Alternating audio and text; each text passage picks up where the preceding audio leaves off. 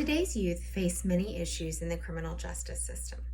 The criminal justice system is mirrored in the juvenile justice system, and unless policies and thinking change, it will continue.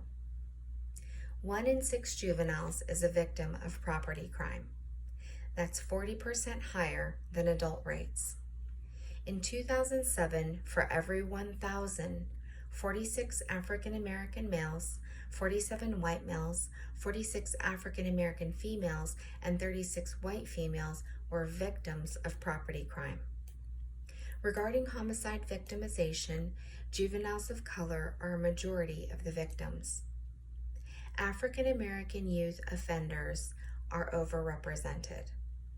From a 2014 Uniform Crime Report regarding juvenile arrests, 52.4% of arrests for violent crimes were African American youth.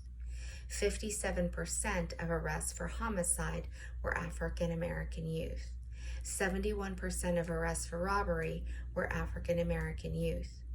37.1% of arrests for serious property crime were, you guessed it, African American youth. Some theories addressing social disorganization have to do with weakened family attachment and weak bonds to school and work. When a family system is not strong, it factors in whether the child will become part of the juvenile justice system. Also, involvement with delinquent peers and gangs.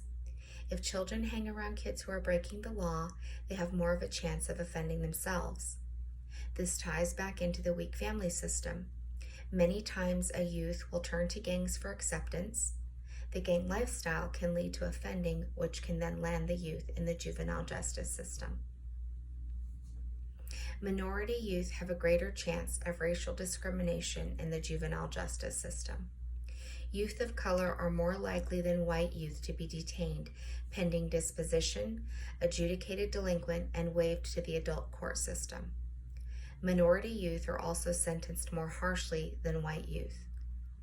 The total delinquency case rate for African American juveniles is 74.3%, which is more than twice for white juveniles, which is 27.4%. When a juvenile is waived to adult court, it's more likely that later offenses will be returned to adult court. States do vary, and sometimes it's only for felony or violent offenses. Currently, there are 6,000 juveniles in the adult prison, though 24 states have passed laws limiting their placement. Children who are waived to adult court face adult consequences. Many times there's no possibility of a second chance. They are sent to prison as a child, and some face life imprisonment. One youth program that is making a difference is 100 Black Men of Phoenix.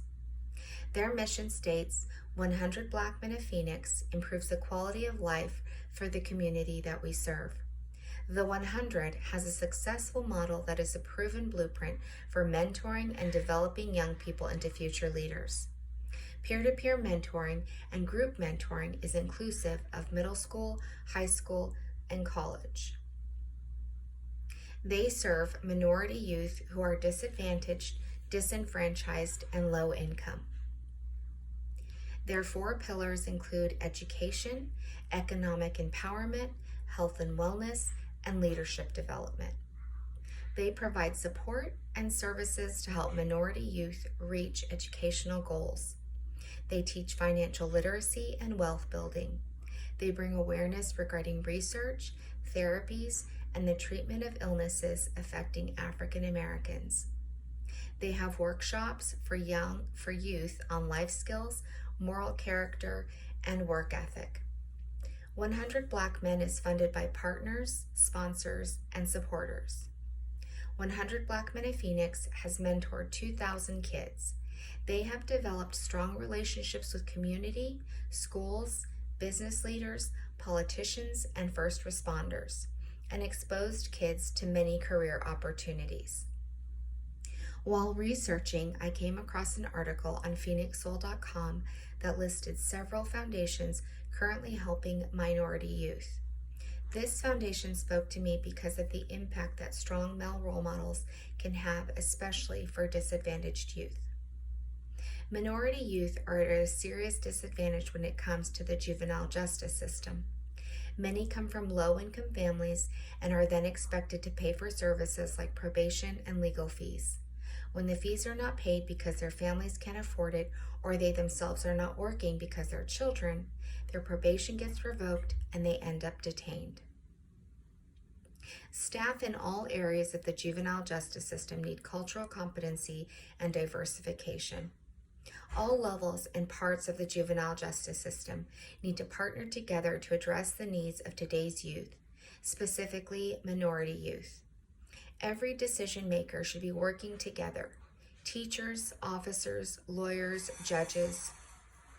Decreasing the number of kids who enter the system in the first place can reduce recidivism and keep kids connected to their community. How can this be done? From a journal article at Sage Publications titled Racial and Ethnic Disparities in Exclusionary School Discipline, Implications for School Administrators Leading Discipline Reform Efforts, we can see how. Suspension and expulsion unrelated to school safety has been a doorway into the juvenile justice system and affect African American males disproportionately. This article highlights a checklist created for decision makers of discipline to reduce the number of expulsions and suspensions. To quote the article, administrators can coordinate training at the school and district level in implicit bias, as well as considering how to consider the role of implicit bias when making decisions pertaining to exclusionary school discipline, particularly for those that are subjective in nature. Though it is a small start, it would have a lasting impact and hopefully change the trajectory of minority youth.